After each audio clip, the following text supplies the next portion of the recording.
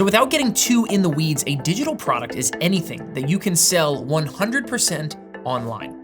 Ebooks, video courses, coaching, virtual events, all great examples. You can sell them without ever having to put something into a box and ship it out to somebody. And to take that a step further, I want you to imagine walking into a store, right? Close your eyes. It could be a bookstore, a department store, maybe it's a small boutique, but you go through the main doors, you walk around, you pick some items off the shelf, and you head to the checkout. The cashier scans your items, you swipe your credit card at that point of sale machine, and you walk out with your stuff. So imagine all of that taking place entirely virtually, and you never actually have to get anything in the mail.